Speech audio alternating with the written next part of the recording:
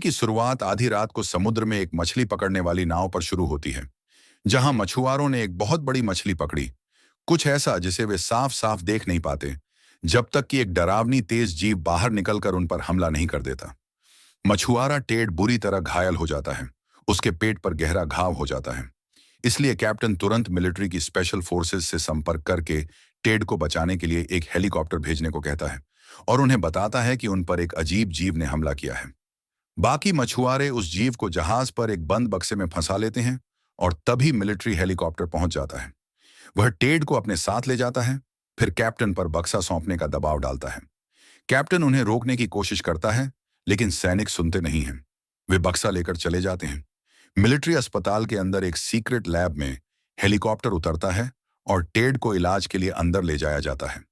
उस जीव को बक्से से बाहर निकाला जाता है और पता चलता है कि वह एक जलपरी है, लेकिन एक खतरनाक और राक्षसी दिखने वाली।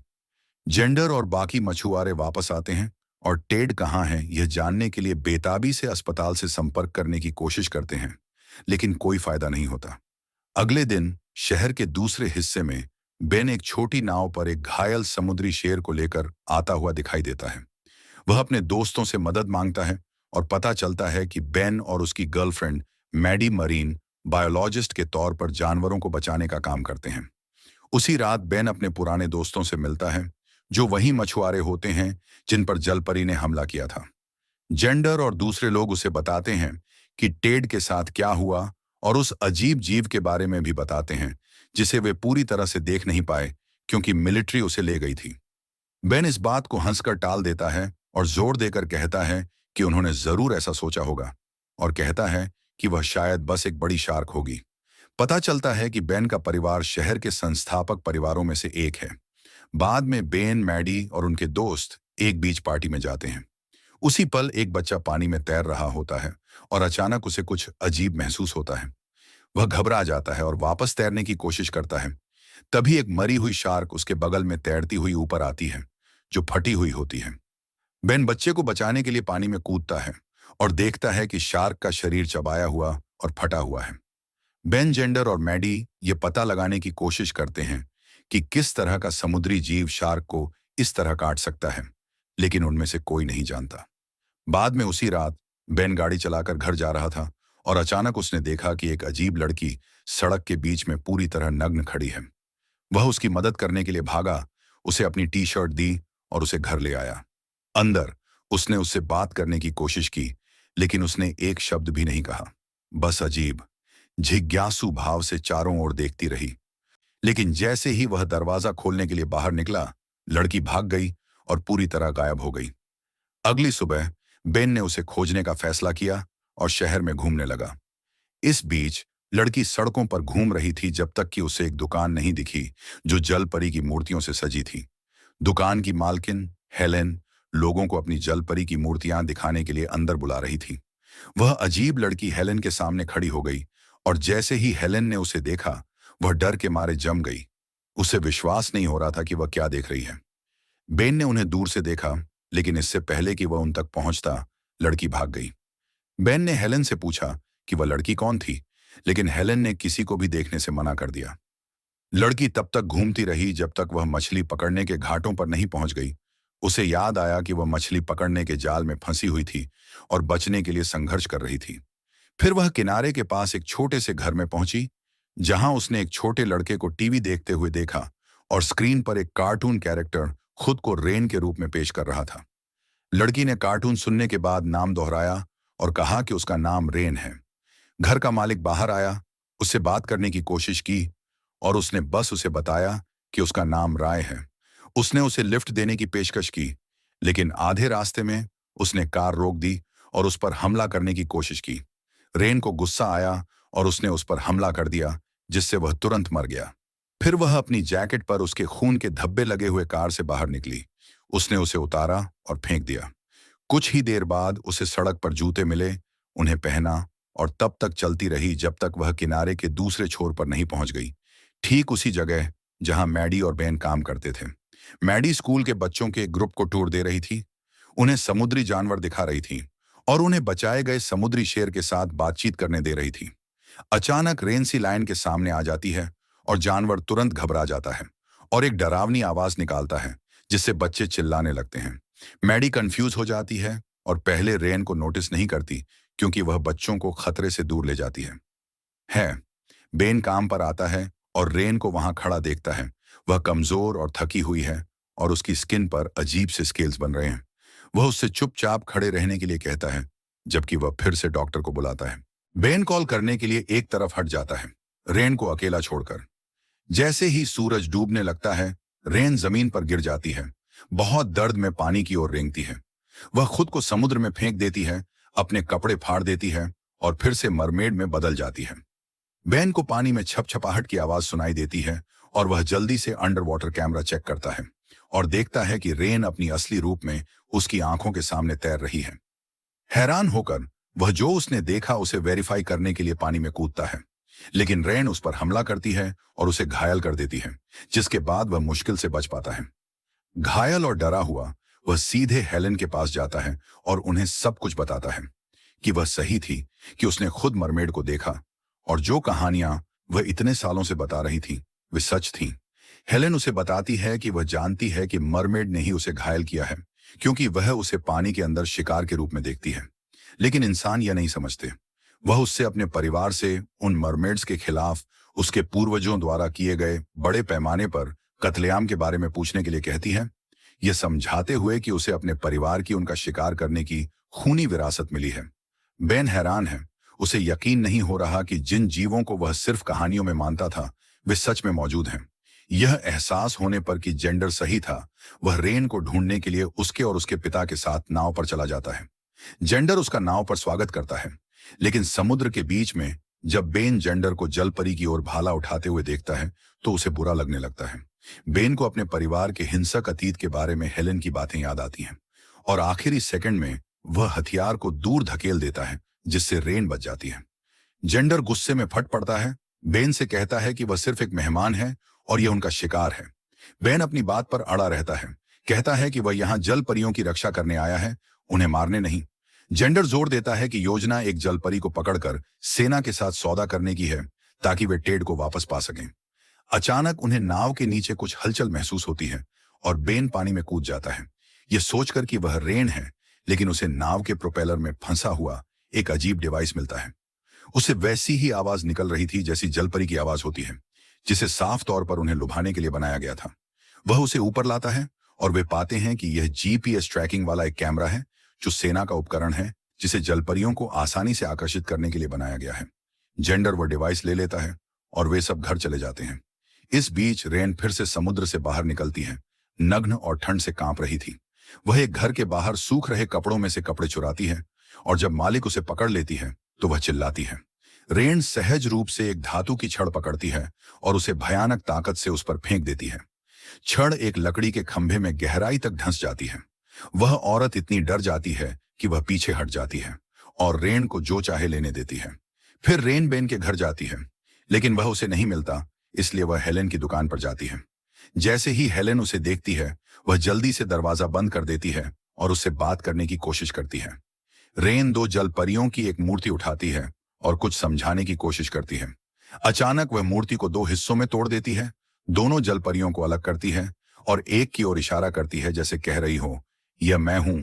फिर दूसरी को दुख से देखती है। हेलेन समझ जाती है, रेन दूसरी जलपरी को ढूंढ रही है। हेलेन उसे ऐसे शब्द सिखाना शुरू करती है जिनका इस्तेमाल वह खुद को व्यक्त करने के लिए कर सकती है। इस बीच मैडी को बेन की चिंता होती है और वह उसके घर जाती है, जहां उसे वह घायल और थका हुआ मिलता है। बेन उसे बताता है कि उसे कुछ जरूरी दिखाना है। वे मरीन सेंटर लौटते हैं, जहां बेन अंडर वाटर कैमरे की फुटेज दिखाता है, जिसमें रेन पानी में बदलते हुए उसे अटैक करती है। मैडी हैरान रह जाती है। जिस कहानी को वह सिर्फ लोक कथा मानती थी वह सच हो गई है। वे तय करते हैं कि उन्हें रेन की मदद करनी है और उसे इंसानी दुनिया से बचाना है। फिर बेन चुपके से जेंडर के घर में घुस जाता है जब वह बाहर गया होता है और डिवाइस ले लेता है। वह उसे हेलेन के घर ले जाता है, जहां हेलेन ने रेन को छिपा रखा है और अभी भी बेन या मैडी पर भरोसा करने में हिचकिचा रही है। बेन जोर देकर कहता है कि वह अपने परिवार जैसा नहीं है और सच में मदद करना चाहता है। वह डिवाइस चालू करता है और जलपरी जैसी मुसीबत की आवाज पूरे कमरे में गूंजती है। रेन, यह सोचकर कि यह असली है, घबराकर बाहर निकलती है, अटैक करने के लिए तैयार। लेकिन हेलेन और बेन समझाने की कोशिश करते हैं कि यह सिर्फ एक मशीन है। लेकिन रेन डिवाइस को ऐसे पकड़े रहती है जैसे वही उसकी एकमात्र उम्मीद हो। अचानक उसे एक मैगजीन दिखती है जिसके कवर पर जल परियों की तस्वीरें बनी हैं और उस पर सिस्टर्स लिखा है। वह दो जल परी बहनों की तस्वीर की ओर इशारा करती है, कुछ समझाने की बेताब कोशिश करते हुए। हेलेन को एहसास होता है कि रेन अपनी बहन को ढूंढ रही है। फिर रेन बेन और मैडी के साथ जेंडर के पास जाती है, ये जानने की उम्मीद में कि टेड को कहां रखा गया है ताकि वे जलपरी की जगह तक पहुंच सकें। लेकिन जब जेंडर को पता चलता है कि बेन ने बिना बताए डिवाइस ले लिया है, तो वह बेन पर गुस्सा हो जाता है और उसे तुरंत वापस करने की मांग करता है। जेंडर रेन को देखता है और पूछता है कि वह कौन है, लेकिन बेन और मैडी उसे बचाने के लिए जल्दी से झूठ बोल देते हैं कि वह शहर से बाहर से आई एक दोस्त है। बेन उसे डिवाइस दे देता है और रेन और मैडी के साथ चला जाता है। रेन हेलेन के घर वापस जाती है और उसके बाद वे सब मैटी के घर जाते हैं, जो शेरिफ का घर भी है।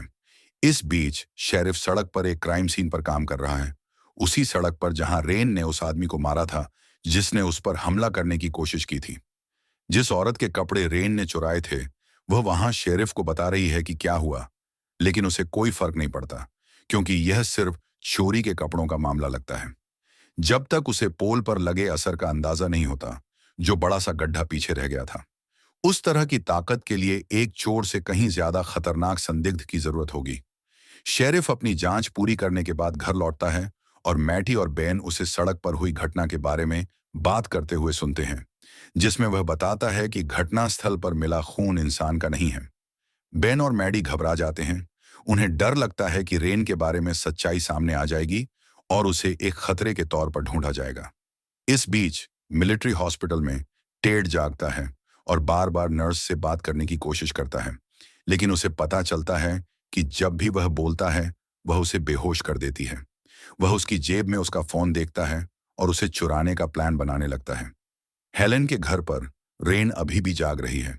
वह जल परियों की तस्वीरों वाली एक पुरानी किताब के पन्ने पलट रही है। उसके बगल में उसे एक चाकू दिखता है। वह उसे लेती है और रात में घर से निकल जाती है। अगली सुबह हेलेन जागती है और देखती है कि चाकू गायब है। वह रेन से पूछती है कि वह कहाँ गई थी, लेकिन रेन सिर्फ उसके शब्दों को दोहराती है, समझने की कोशिश करती है, लेकिन जवाब नहीं दे पाती। बेन और मैडी हेलेन के घर आते हैं और रेन से उस आदमी के बारे में पूछने की कोशिश करते हैं जिसकी कार में वह बैठी थी, लेकिन रेन अपनी बहन के डर से परेशान है। वह बहुत ज्यादा परेशान हो जाती है और मैडी को जोर से धक्का देती है, जिससे वह जमीन पर गिर जाती है। बेन रेन से कहता है कि वह उनसे ज्यादा मजबूत है और उसे किसी को चोट नहीं पहुंचानी चाहिए। उसी समय टेड आखिरकार नर्स का फोन चुराने में कामयाब हो जाता है और जेंडर को मदद के लिए मैसेज भेजता है। जेंडर और उसका दोस्त नर्स का नंबर ट्रैक करते हैं, उसका घर का पता ढूंढते हैं और टेड का पता लगाने के लिए उसका पीछा करने का फैसला करते हैं। बेन और मैडी रेन को लैब ले जाने का फैसला करते हैं। वहां वे उस पर टेस्ट करते हुए एक वीडियो रिकॉर्ड करते हैं ताकि यह समझ सकें कि वह इंसानों से कितनी अलग है।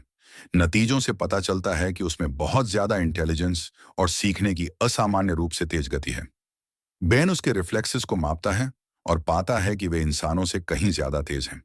फिर वह उसका वजन चेक करता है, 196 पाउंड से ज्यादा, जो उसके साइज के हिसाब से कहीं ज्यादा भारी है, शायद बहुत घनी हड्डियों की बनावट के कारण। अचानक सेंटर के कर्मचारियों में से एक जेरी अंदर आता है। मैडी जल्दी से वीडियो वाला मेमोरी कार्ड छिपा देती है और ऐसा दिखावा करती है जैसे सब कुछ नॉर्मल है।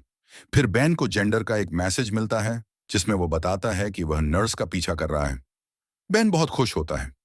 वे टेड और रेन की बहन को ढूंढने के पहले से कहीं ज्यादा करीब हैं। इस बीच मिलिट्री लैब में मुख्य साइंटिस्ट डेकर रेन की बहन पर एक्सपेरिमेंट करना जारी रखता है। उसे लगातार टेस्ट और जो सैंपल वह ले रहा है उसके लिए बुरा लगता है। वह स्टडी करता है कि मरमेड डीएनए दूसरे जीवों पर कैसे असर डालता है और इंसानों को इससे क्या फायदे हो सकते हैं। वह अंदाजा लगाता है कि मरमेड डीएनए इंजेक्ट किया गया कोई भी जानवर जल्दी मर जाएगा। तभी डीएनए इंजेक्ट किया गया एक लकवाग्रस्त चूहा अचानक हिलने डुलने लगता है और ठीक से चलने लगता है। डेकर हैरान रह जाता है और पूरे प्रोजेक्ट की देखरेख करने वाले एडमिरल को बताता है। रेन के साथ वह मैडी और बेन से दूर चली जाती है और जेरी को समुद्री शेर को खाना खिलाते हुए देखती है। जेरी को लगता है कि वह कोई विदेशी लड़की है जो इंग्लिश नहीं बोलती और उसे शहर से दूर एक पार्टी में बुलाता है। रेन बिना समझे कि वह क्या कह रहा है मान जाती है और उसके साथ चली जाती है। थोड़ी देर बाद मैडी और बेन को पता चलता है कि रेन गायब है और वे हर जगह उसे ढूंढने लगते हैं। सड़क पर हुए क्राइम सीन पर शेरिफ कातिल के कदमों के निशान देखता है और रेन की फेंकी हुई जैकेट ढूंढता है। वह उस महिला के पास जाता है जिसके कपड़े चोरी हुए थे और कंफर्म करता है कि जैकेट उसी की है। वह उसे स्टेशन ले जाता है ताकि एक स्केच आर्टिस्ट उस लड़की का कंपोजिट ड्राइंग बना सके जिसने आदमी पर हमला किया था, और बनी हुई ड्राइंग रेन से हूबहू मिलती है। पुलिस उसे ढूंढना शुरू कर देती है और उसी समय बेन और मैडी को जेरी के साथ रेन की एक फोटो देखने के बाद पता चलता है कि रेन कहाँ है। वे पार्टी में जाते हैं जो शहर से काफी दूर है और देर रात पहुंचते हैं। वे रेन को ढूंढने के लिए अलग अलग हो जाते हैं। इस बीच जेंडर और उसका दोस्त नर्स का पीछा करते हुए रेगिस्तान में छिपी एक सीक्रेट मिलिट्री फैसिलिटी तक पहुंचते हैं। वे अंदर घुसने की कोशिश करते हैं लेकिन हथियारबंद सैनिक उनका पीछा करते हैं। इसलिए वे जान बचाकर भागते हैं और नर्स के वापस बाहर आने का इंतजार करने का फैसला करते हैं ताकि वे उसे घेर सकें और बात करने के लिए मजबूर कर सकें। मिलिट्री लैब के अंदर नर्स को एक अजीब नंबर दिखता है जिसने उसे कॉल करने की कोशिश की थी और उसे टेड पर शक होने लगता है। हालांकि वह पक्का नहीं है क्योंकि उसे हमेशा बेहोश रखा जाता है। उसी फैसिलिटी में डेकर को एहसास होता है कि जल परी अब पहले की तरह रिएक्ट नहीं कर रही है। वह उसके वाइटल्स मॉनिटर कर रहे एक्टर से पूछते हैं और उन्हें पता चलता है कि उसका ऑक्सीजन लेवल गिर रहा है। उसकी हार्ट रेट धीमी हो रही है और वह किसी भी पल मर सकती है। दोषी महसूस करते हुए डेकर खुद सैंपल निकालने का फैसला करता है, भले ही इसका मतलब उसे जिंदा रखने के लिए एडमिरल के आदेशों के खिलाफ जाना पड़े। जैसे ही वह दूर जाता है, जलपरी अचानक अपनी आंखें खोलती है जिससे पता चलता है कि वह पूरे समय नाटक कर रही थी।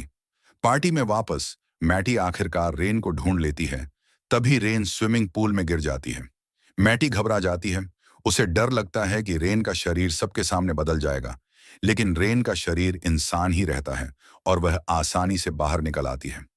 मैटी को एहसास होता है कि पानी समुद्र का पानी नहीं है, जिसका मतलब है कि रेन सिर्फ खुले समुद्र में ही बदलती है। अचानक पुलिस आ जाती है, इसलिए मैटी रेन को पकड़ती है और उसे होटल के एक कमरे में छिपा देती है। बाहर पुलिस बेन से रेन की फोटो के बारे में पूछती है, लेकिन वह उसे जानने से मना कर देता है। कमरे के अंदर रेन खिड़की खोलने या भागने की कोशिश करती है, लेकिन मैडी समझाती है कि पुलिस खतरनाक है और वे नहीं समझेंगे कि वह क्या है। मैडी उसे भरोसे का मतलब सिखाती है, यह कहते हुए कि वह और बेन उसकी रक्षा करना चाहते हैं। रेन धीरे से शब्द दोहराती है, आखिरकार समझ जाती है। बेन लौटता है और पुलिस के जाने के बाद वे सब घर चले जाते हैं। वे रेन को अपने कमरे में सोने देते हैं, लेकिन आधी रात में वह उनके बीच चली जाती है और बीच में सो जाती है। मिलिट्री फैसिलिटी में टेड अलार्म से जागता है और डरावनी आवाजें सुनता है। सैनिक चिल्ला रहे हैं जैसे कोई उन्हें मार रहा हो। रेन की बहन ने सही मौके का इंतजार किया था और अपने टैंक से भाग गई थी। लैब में हर सैनिक को मार डाला था। फिर वह एक नर्स की यूनिफॉर्म पहन लेती है। टेड को एहसास होता है कि वह अकेला है। जल्दी से उठता है और हॉलवे में उससे मिलता है।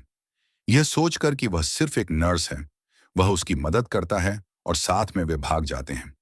टेड को उसकी जेब में एक कार की चाबी मिलती है, गाड़ी में कूदता है और जितनी तेजी से हो सके गाड़ी चलाकर भाग जाता है। शहर में वापस जेंडर और उसका दोस्त पूरी रात नर्स डोना के घर के बाहर इंतजार करते हैं, यह सोचकर कि वह नाइट शिफ्ट में काम करती है। सुबह बेन, मैडी और जेंडर डोना के घर में सुराग ढूंढने का फैसला करते हैं। उन्हें मिलिट्री यूनिफॉर्म में उसकी एक फोटो दिखती है। अचानक एक कार बाहर आकर रुकती है। दो लोग कुछ ढूंढते हुए घर में घुसते हैं।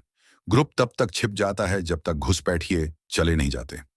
बेन और बाकी लोगों को एहसास होता है कि मिलिट्री सबूत मिटाने की कोशिश कर रही है, जिसका मतलब है कि डोना कभी घर वापस नहीं आएगी। बेन और मैडी घर लौटते हैं और देखते हैं कि रेन की स्किन ज्यादा देर तक समुद्र से बाहर रहने के कारण तेजी से सूख रही है। अगर ऐसा ही चलता रहा तो उसका दम घुट जाएगा और वह मर जाएगी। वे उसे समुद्र में वापस जाने के लिए मनाने की कोशिश करते हैं। वे उसे एक ट्रैकिंग डिवाइस वाला हार देते हैं ताकि वे उसकी लोकेशन पर नजर रख सकें।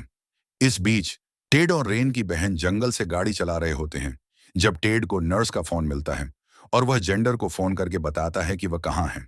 बेन ये खबर सुनता है और मैडी के साथ टेड तक पहुंचने के लिए तेजी से जाता है। रेन भी साथ आने की जिद करती है, भले ही उसे मुश्किल से सांस आ रही हो। बेन और मैडी को टेड की कार मिल जाती है और वे उसे सही समय पर बाहर निकाल लेते हैं। उसे बहुत ज्यादा खून बह रहा होता है और वह मुश्किल से होश में होता है। रेन कार में ही रहती है, सांस लेने के लिए संघर्ष करती हुई। अचानक वह अपनी बहन को जंगल में खड़ी देखती है। रेन तुरंत उसके पीछे भागती है, जंगल से गुजरते हुए, जब तक कि वे दोनों समुद्र तक नहीं पहुंच जाते। दोनों बहनें आखिरकार मिल जाती हैं, एक साथ पानी में गोता लगाती हैं और लहरों के नीचे गायब हो जाती हैं। बेन और मैडी उन्हें देखते हैं और राहत महसूस करते हैं कि वे बहनों को फिर से मिलाने में कामयाब रहे। वे घर लौटते हैं, जबकि जेंडर टेड को एक प्राइवेट क्लिनिक ले जाता है ताकि मिलिट्री उसे ढूंढ न पाए। बेन उन्हें एक ऐसे एक्टर को ढूंढने में मदद करता है जो सवाल न पूछे। बाद में बेन और मैडी ट्रैकर के जरिए रेन की हरकतों पर नजर रखते हैं। वह अविश्वसनीय गति से तैर रही होती है, जब अचानक सिग्नल पूरी तरह से कट जाता है। बाद में जेंडर और बेन ब्रेकिंग न्यूज देखते हैं। जिस मिलिट्री लैब में टेड को रखा गया था, वह पूरी तरह से जलकर राख हो गई है। फिर टेड मिलिट्री से छिपने के लिए अलास्का के एक द्वीप पर चला जाता है। रेन के गायब होने और टेड के शहर छोड़ने के बाद सभी अपनी सामान्य जिंदगी में लौटने लगते हैं। 1 महीने बाद मछुआरे पानी की सतह पर बड़ी संख्या में मरी हुई मछलियां तैरती हुई पाते हैं, जिससे सभी हैरान रह जाते हैं। किसी को समझ नहीं आता कि क्या हो रहा है। बेन अपने परिवार की कंपनी में एक एनवायरमेंटल कंसल्टेंट के तौर पर काम करने का फैसला करता है, इस उम्मीद में कि मछली पकड़ने का कोई सुरक्षित तरीका मिल सके। लेकिन असल में वह मरी हुई मछलियों के पीछे का कारण जानना चाहता है। वह अपने पिता के ऑफिस में चुपके से घुसता है जब वे बाहर होते हैं, और उसे एक संदिग्ध कॉरपोरेशन से जुड़ी फाइलें मिलती हैं, जिस पर मछलियों को आकर्षित करने के लिए पानी में केमिकल छिड़कने का आरोप है। बेन और मैडी को पता चलता है कि सरकार अब उन इलाकों में खतरनाक गैर कानूनी गहरे समुद्र में मछली पकड़ने की इजाजत दे रही है, जो आमतौर पर सुरक्षित होते हैं, क्योंकि वहां ज्यादा मछली पकड़ने से समुद्री इकोसिस्टम पूरी तरह तबाह हो सकता है। असली मकसद साफ हो जाता है। सेना गहरे समुद्र में मछलियों को खत्म करना चाहती है, ताकि जल परियां सतह के करीब तैरने पर मजबूर हो जाएं, जिससे उन्हें पकड़ना आसान हो जाए। बेन और मैडी यह देखकर हैरान रह जाते हैं और सोचते हैं कि वे जल परियों की रक्षा कैसे कर सकते हैं और समुद्री जीवन को खत्म होने से कैसे बचा सकते हैं। अचानक लैब में रेन का ट्रैकिंग डिवाइस एक्टिवेट हो जाता है। बेन और मैडी तुरंत उस जगह पहुंचते हैं और उन्हें रेन का निचला हिस्सा, उसकी पूंछ मिलती है, जिससे पता चलता है कि वह जमीन पर बदल गई थी। उन्हें एहसास होता है कि वह पास के जंगल में होगी। वे हर जगह ढूंढना शुरू कर देते हैं। इस बीच रेन और उसकी बहन, जो अब खुद को डोना कहती है, पहनने के लिए टी शर्ट चुराती हैं। एक औरत उन्हें देखती है और पुलिस को बुलाने की धमकी देती है।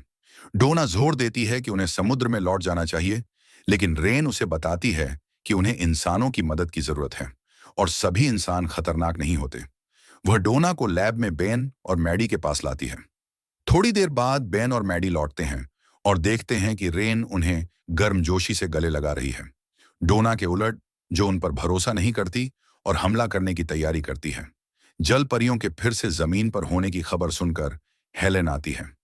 रेन डोना को बेन, मैडी और हेलेन से मिलवाती है, लेकिन डोना बेन पर हमला कर देती है, जिससे वह लगभग मर जाता है। रेन उसका बचाव करती है और अपनी बहन से लड़ती है। हैरान होकर डोना चली जाती है, लेकिन रेन उसके बिना पानी में लौटने से मना कर देती है। वह बेन और मैडी से मदद मांगती है, यह समझाते हुए कि जल परियों को खाना नहीं मिल रहा है, क्योंकि मछुआरे सब कुछ ले जा रहे हैं, जिससे समुद्र खाली हो गया है। बेन और मैडी वादा करते हैं कि वे जितनी हो सके उतनी मदद करेंगे। बेन अपने पिता की कंपनी में अपने प्रभाव का इस्तेमाल करके बड़े अधिकारियों तक पहुंचने की कोशिश करता है। उस रात डोना भूखी सड़कों पर भटकती है। उसे एक वेयरहाउस मिलता है जो जमी हुई मछलियों से भरा होता है और वह उन्हें खा जाती है। एक मजदूर उसे देख लेता है और उसे रोकने की कोशिश करता है, लेकिन डोना उस पर हमला कर देती है। इससे पहले कि वह उसे मार डाले, वह अलार्म बजाने में कामयाब हो जाता है और तेज आवाज से वह डर जाती है। वह भाग जाती है। अगले दिन मजदूर घटना की रिपोर्ट पुलिस को देता है और डोना का हुलिया बताता है, जिससे वह आधिकारिक तौर पर वांटेड हो जाती है। हेलेन खुद डोना को ढूंढने का फैसला करती है। वह समुद्री खाने वाली जगहों पर घूमती है जब तक कि उसे डोना नहीं मिल जाती और वह उसे घर ले आती है, यह कहते हुए कि उनका मिशन एक ही है क्योंकि वह भी उनमें से एक है। अलास्का में डेकर टेड को ढूंढने में कामयाब हो जाते हैं। वह उससे उस नर्स के बारे में पूछते हैं जो उसके साथ भागी थी और पुष्टि करते हैं कि टेड को कोई अंदाजा नहीं है कि डोना एक जलपरी है। डेकर कई सवाल पूछने के बाद चला जाता है और बाद में टेड घर लौटने का फैसला करता है जब उसे पता चलता है कि मिलिट्री को लगता है कि उसे कुछ नहीं पता। शहर में वापस आकर डोना खाने की तलाश में हेलेन के घर से निकल जाती है। वह बेन के पिता की कंपनी पहुंचती है और मछलियों का बड़ा स्टॉक देखती है। यह मानकर कि वही उनके खाने की चोरी के पीछे है, वह बेन की फोटो ढूंढती है, गुस्सा हो जाती है और अचानक उसे एक आवाज सुनाई देती है। यह डेकर है जो उसे ढूंढ रहा है। डोना तुरंत भाग जाती है और हेलेन के पास लौट आती है। अगले दिन रेन मैडी और बेन के साथ अपनी बहन से मिलने जाती है। बेन अपने दोस्तों से मिलने चला जाता है जबकि मैडी रेन के साथ रहती है। रेन मैडी से बाहर जाने के लिए कहती है ताकि वह डोना से अकेले बात कर सके। मैडी और हेलेन उन्हें अकेला छोड़ देते हैं।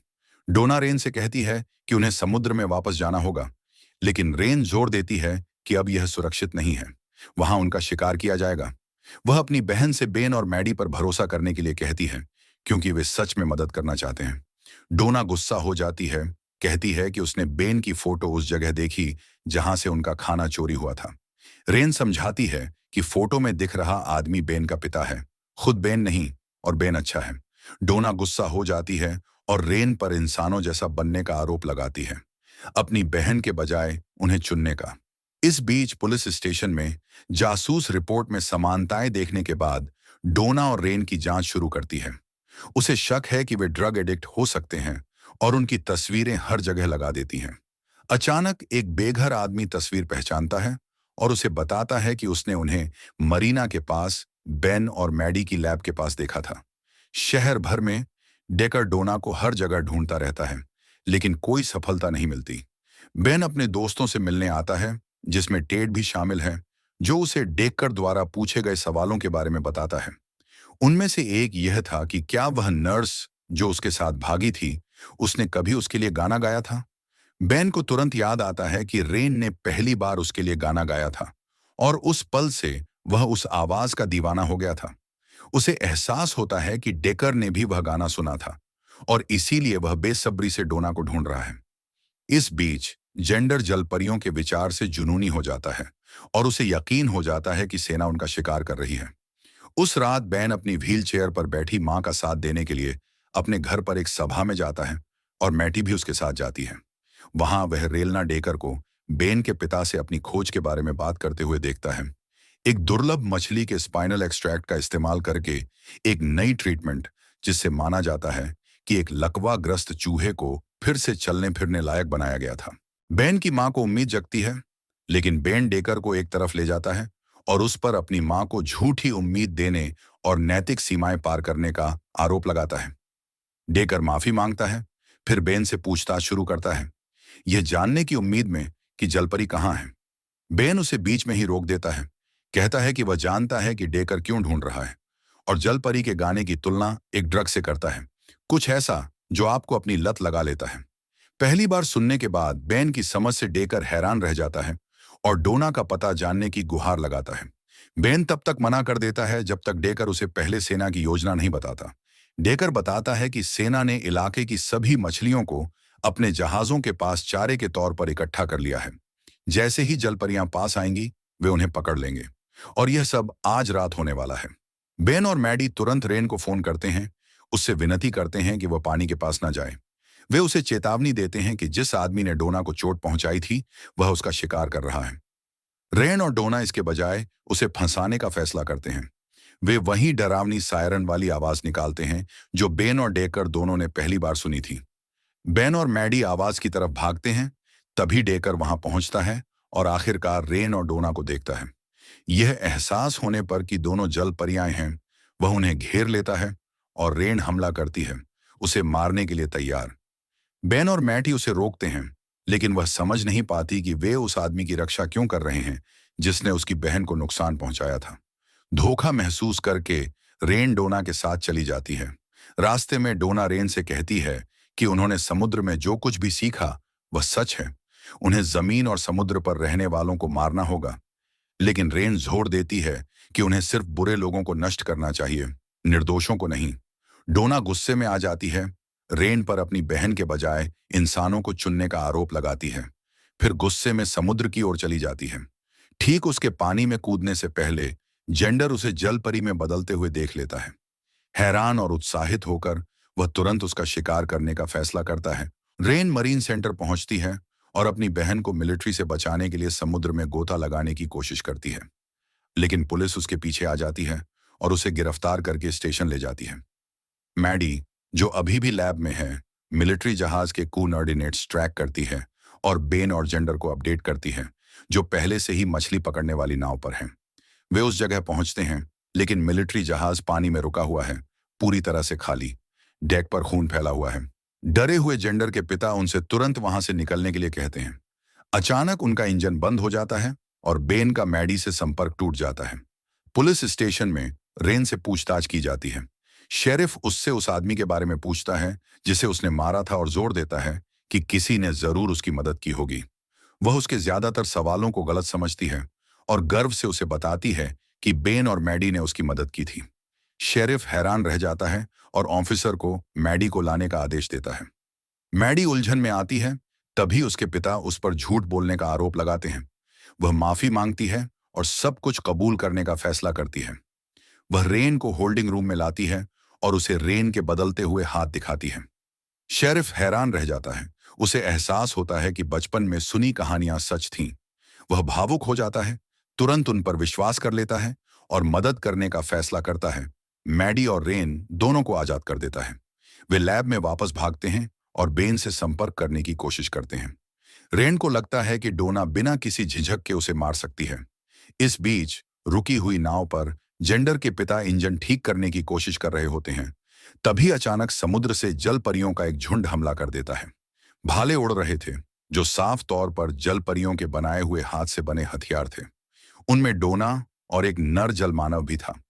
आदमियों ने खुद का बचाव करने की कोशिश की और एक हमलावर को स्टोरेज रूम में फंसाने में कामयाब हो गए।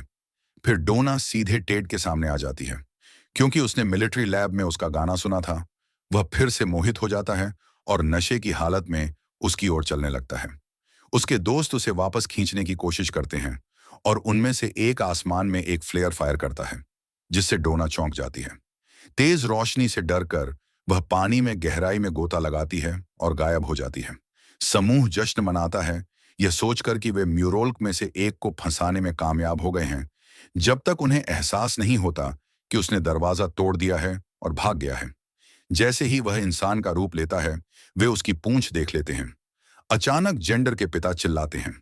नर जलमानव उन्हें चाकू मारता है और समुद्र में वापस फिसल जाता है। जेंडर सदमे में गिर जाता है, अपने पिता को अपनी आंखों के सामने मरते हुए देखता है। वे इंजन फिर से चालू करते हैं और जेंडर के पिता के शरीर को समुद्र में डालने का फैसला करते हैं, ये जानते हुए कि वे पुलिस को कुछ नहीं बता सकते। बेन मैडी से संपर्क करने में कामयाब हो जाता है और उसे यकीन दिलाता है कि वह सुरक्षित है। अगले दिन जेंडर के पिता का अंतिम संस्कार होता है। रेन समारोह, काले कपड़े, उदासी का मतलब समझने की कोशिश करती है। इसलिए मैठी समझाती है कि हर कोई अलग अलग तरह से दुख मनाता है और अंतिम संस्कार मृतकों का सम्मान करने के लिए होते हैं। मैटी और बेन संवेदना व्यक्त करने जाते हैं और रेन उनके साथ जाने का फैसला करती है। वह डोना और दूसरे म्यूरोके ने उसके पिता के साथ जो किया, उसके लिए जेंडर से माफी मांगने की कोशिश करती है। जेंडर को अचानक एहसास होता है कि रेन एक जलपरी है और बेन पर इसे छिपाने के लिए धोखा महसूस करता है। बेन समझाने की कोशिश करता है कि वह उसकी रक्षा कर रहा था और रेन दूसरों जैसी नहीं है, लेकिन जेंडर टूट जाता है, सुनने से इनकार कर देता है। वह बहुत ज्यादा शराब पीता है, जब तक कि मैडी उसे वापस उसकी नाव पर ले जाने पर जोर नहीं देती। बेन अपनी मां के साथ घर लौट आता है।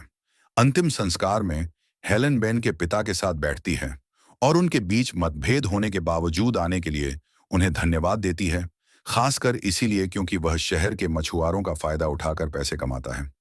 वह उससे अपने पैसे भेजने के लिए कहती है और वह देरी के लिए माफी मांगता है। जाने से पहले वह उससे कहती है कि सब कुछ के बावजूद वे अभी भी एक ही कम्युनिटी का हिस्सा हैं। इस बीच मैटी जेंडर को उसकी नाव पर वापस ले जाती है, जहां वह सोने की जिद करता है। वह उसे भरोसा दिलाती है कि रेन उन लोगों जैसी नहीं है जिन्होंने उसके पिता को मारा था, कि वह उनके साथ है। यह पता चलता है कि बेन को डेट करने से पहले जेंडर को मैडी के लिए फीलिंग्स थीं और वह फिर से उसके करीब आने की कोशिश करता है। मैटी धीरे से पीछे हट जाती है, उसे बताती है कि उसे आराम की जरूरत है और रात भर उसके साथ रहती है। उसी समय बेन अपनी मां के साथ गाड़ी चला रहा होता है जब वह उसे बताती है डेकर ने उससे संपर्क किया और स्पाइनल प्रोसीजर करने के लिए सहमत हो गए, जो शायद उसे फिर से चलने में मदद कर सकता है। बेन को एहसास होता है कि डेकर उसकी मां का इस्तेमाल करके उस पर दबाव डाल रहा है ताकि वह डोना की लोकेशन बताए। बेन अपनी मां को घर छोड़ देता है और रेन के पास लौट आता है, उससे फिर से गाने के लिए कहता है। वह साफ तौर पर उसकी तरफ आकर्षित है। वे साथ में घर लौटते हैं।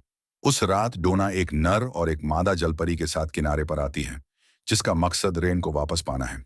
अगली सुबह डोना और दूसरे लोग टूरिस्टों के कपड़े चुराते हैं और उसे ढूंढते हुए शहर में घूमते हैं। वे हेलेन की दुकान पर पहुंचते हैं और जानकारी के लिए उसे धमकाते हैं। हेलेन अपनी बात पर अड़ी रहती है और कुछ भी जानने से इनकार कर देती है।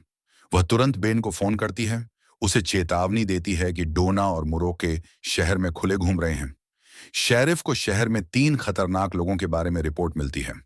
वह जांच के लिए निकलता है और मैडी भी उसके साथ जाती है। डोना और उसका ग्रुप बेन के घर पहुंचते हैं और रेन लड़ने से मना कर देती है।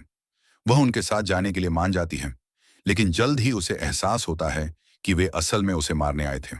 डोना हैरान होकर पाला बदल लेती है और अपनी बहन की रक्षा करती है। बेन उन्हें भगा देता है और जानना चाहता है कि उनके अपने लोग उन्हें क्यों मारना चाहते हैं। रेन पुरानी कहानी बताती है।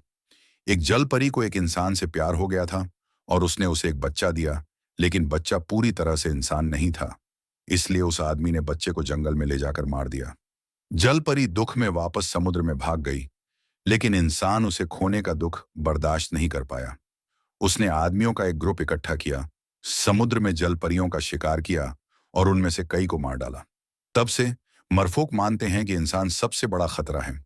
जनजाति की रक्षा के लिए किसी भी जलपरी को जो इंसान के करीब जाती है, उसे मार देना चाहिए। बेन रेन के लिए बहुत डर जाता है और उसे एहसास होता है कि उसे उससे गहरा प्यार हो गया है। डोना उनके बीच बन रहे रिश्ते को देखती है और अपनी बहन की सुरक्षा के लिए डरती है। रेन और डोना तय करते हैं कि बचने का एकमात्र तरीका उन बचे हुए मुरोक को खत्म करना है जो उन्हें मारना चाहते हैं। वे बेन और मैडी के साथ लैब जाते हैं। जेंडर जैसे ही सुनता है कि उसके पिता को मारने वाला नर मरमैन वहां है, वह पहुंच जाता है। उसके पास एक हारपून गन है। उसी समय शेरिफ सड़कों पर मुरोक की तलाश जारी रखता है। वे उसका सामना करते हैं, हमला करते हैं, लेकिन वह अपनी बंदूक चला देता है। तेज आवाज से वे डर जाते हैं और भाग जाते हैं। लैब के अंदर रेन जेंडर से कहती है कि दूसरों को खत्म करने के लिए उन्हें मिलकर काम करना होगा। वे जलपरी के गाने का इस्तेमाल उन्हीं के खिलाफ करने की तैयारी करते हैं। जेंडर और बेन अपने हथियारों के साथ छिप जाते हैं, हमला करने के लिए तैयार। इस बीच नर और मादा मरफोक हेलेन की दुकान पर जाते हैं और उसके भाले चुरा लेते हैं। जलपरियां लैब पहुंचती हैं, लेकिन मादा बेन और जेंडर को देख लेती है और तुरंत प्रतिक्रिया करती है। वह रेन को पकड़ लेती है और उसे घसीट कर ले जाती है। नर जलपरी बेन और जेंडर पर भाले फेंकती है। शेरिफ पहुंचता है, लेकिन उसके पैर में भाला लग जाता है। रेडियो पर हंगामा सुनकर मैडी अपने पिता की मदद के लिए दौड़ती है। रेन किसी तरह मादा जलपरी को काबू कर लेती है। अचानक वह आदमी घुटनों पर बैठ जाता है। यह इस बात का संकेत है कि रेन अब डोमिनेंट फीमेल बन गई है। उसने पिछली वाली को हरा दिया है। जेंडर आता है, जो उस नर जलपरी को मारने के लिए तैयार है जिसने उसके पिता को मारा था। शेरिफ और बेन उसे रोकने की पूरी कोशिश करते हैं, लेकिन जेंडर गोली चला देता है। आखिरी सेकंड में बेन उसका हाथ धक्का देता है। गोली डोना को लग जाती है। रेन रोते हुए गिर पड़ती है, अपनी बहन को अपनी बाहों में मरते हुए देखती है। वह बचे हुए मुरोखे से घर जाने की भीख मांगती है और वे डोना को हेलेन के घर ले जाते हैं। एम्बुलेंस और पुलिस की गाड़ियां आती हैं और शेरिफ अपने साथियों से झूठ बोलता है। यह दावा करता है कि एक हिरण ने उस पर हमला किया था। रेन और डोना की रक्षा के लिए सच बताने से इनकार कर देता है। इस बीच बेन और मैडी का रिश्ता और खराब होता जाता है और वे धीरे धीरे एक दूसरे से दूर होने लगते हैं। जेंडर को एक दिन के लिए गिरफ्तार कर लिया जाता है, जब तक कि वह शांत नहीं हो जाता। डोना की हालत और खराब हो जाती है। उसे बहुत ज्यादा खून बह रहा है। जैसे जैसे डोना की जिंदगी खत्म होती जा रही थी, बेन अनिच्छा से डेकर को वापस बुलाता है। डेकर मिलिट्री लैब से डोना से लिया गया सैंपल लेकर लौटता है और उसे इंजेक्ट करता है, इस उम्मीद में कि यह उसे बचा लेगा। वह उससे वही गाना गाने के लिए कहता है जो उसने पहले गाया था, लेकिन डोना मना कर देती है। निराश और हताश होकर डेकर बेन से बहस करता है, चिल्लाता है कि वह अपना दिमाग खो रहा है, लेकिन डोना मर जाती है और कोई उसे नहीं बचा पाता। दुखी होकर डेकर चुपचाप चला जाता है। रेन पूरी तरह से टूट जाती है, अपनी बहन को दफनाना चाहती है, लेकिन वह जानती है कि डोना को उनके समुद्र वाले घर में दफनाया नहीं जा सकता। हेलेन एक गुप्त दफनाने की जगह बताती है। वह उन्हें जंगल में बहुत अंदर ले जाती है, अपने परिवार का छिपा हुआ कब्रिस्तान दिखाती है, लेकिन रेन डोना को इंसानों के बीच दफनाने से मना कर देती है। हेलेन उसे बताती है कि वे इंसान नहीं हैं। बेन और मैडी चौंक जाते हैं। वह बताती है कि ये कब्रें जमीन पर रहने वाले हाइब्रिड की हैं, जो उसी नरसंहार में मारे गए थे जिसमें समुद्री जलपरियां मारी गई थीं। हेलेन सच बताती है, कत्लेआम सिर्फ समुद्र में नहीं हुआ था, यह जमीन पर रहने वाले हाइब्रिड्स के भी खिलाफ था। पहला शिकार चार्ल्स पॉवेल की बेटी थी, जो बेन की पूर्वज थी। रेन पूछती है कि क्या चार्ल्स ने अपनी बेटी को मार डाला, लेकिन हेलेन बताती है कि उसने ऐसा नहीं किया। उसकी बेटी विकृत पैदा हुई थी, न तो पूरी तरह इंसान और न ही जलपरी। ये जानते हुए कि कोई इंसान कर मदद नहीं कर सकता, वे उसे जंगल में हाइब्रिड कबीले, जिसे हिल्डा के नाम से जाना जाता है, के पास ले गए। उन्होंने उसे अपने बदलावों को कंट्रोल करना सिखाया और वह कई सालों तक जीवित रही। हेलेन बताती है कि वह उस खून की आखिरी बची हुई है। बेन ये जानकर हैरान रह जाता है कि वह और हेलेन रिश्तेदार हैं। रेन आखिरकार डोना को वहीं दफनाने के लिए मान जाती है। इसके बाद बेन अपने पिता से परिवार का असली इतिहास छिपाने के लिए सवाल करता है। उसके पिता माफी मांगते हैं, लेकिन यह मानने से इनकार कर देते हैं कि जलपरियां असली हैं, ये कहते हुए कि बेन का दादा पागल था और सिर्फ परिवार की इज्जत बचाना चाहता था। शेरिफ को एक रिपोर्ट मिलती है। एक लाश किनारे पर बहकर आई है। यह डेकर की है। उसने खुदकुशी कर ली थी। कैफे में रेन हेलेन और मैडी के साथ बैठी है। उन्हें उस गाने के बारे में बता रही है जो उसने एक बार बेन को सुनाया था। मैटी हेलेन से पूछती है कि उस गाने का असली मतलब क्या है। हेलेन बताती है कि जो भी इसे सुनता है, उसमें यह एक जबरदस्त जुनून पैदा कर देता है। अचानक मैटी को अपने पिता का फोन आता है, जो डेकर की मौत की पुष्टि करते हैं, और उन्हें एहसास होता है कि उसने शायद इसलिए खुदकुशी की क्योंकि वह गाने के खिंचाव का विरोध नहीं कर सका। रेन और मैटी घबरा जाते हैं और बेन को हर जगह ढूंढते हैं। इस बीच बेन समुद्र के बीच में अकेला है। उसे पानी में रेन की आवाज गूंजती हुई सुनाई देती है। उसे यकीन हो जाता है कि वह उसे बुला रही है। वह कूद जाता है और गहरा गोता लगाता जाता है जब तक कि वह बेहोश नहीं हो जाता। आखिरी सेकंड में रेन उसे बचा लेती है और जोर देकर कहती है कि वह कभी समुद्र में नहीं थी, उसने सिर्फ कल्पना की थी। शहर वापस आकर मैडी बेन का सामना करती है। वह उसे बताती है कि उनका रिश्ता टूट रहा है, कि वह उसे खुद से दूर कर रहा है और वह उसी तरह के रिजेक्शन से थक गई है जो उसे अपनी मां से मिला था जब वह सालों पहले उन्हें छोड़कर चली गई थी। वह उन दोनों के लिए जगह मांगती है ताकि वे तय कर सकें कि वे सच में क्या चाहते हैं। बेन टूट जाता है। वह जानता है कि वह मैडी से प्यार करता है, लेकिन गाने की वजह से वह रेन के प्रति जुनूनी हो रहा है। मैटी अपने पिता के साथ घर लौटती है। अचानक फोन बजता है। यह उसकी मां का फोन है, जो सालों बाद पहली बार फोन कर रही है। इस बीच बेन रेन के साथ घर पर है। वह गाने की वजह से हुई हर चीज के लिए माफी मांगती है और तय करती है कि उसे जाना होगा।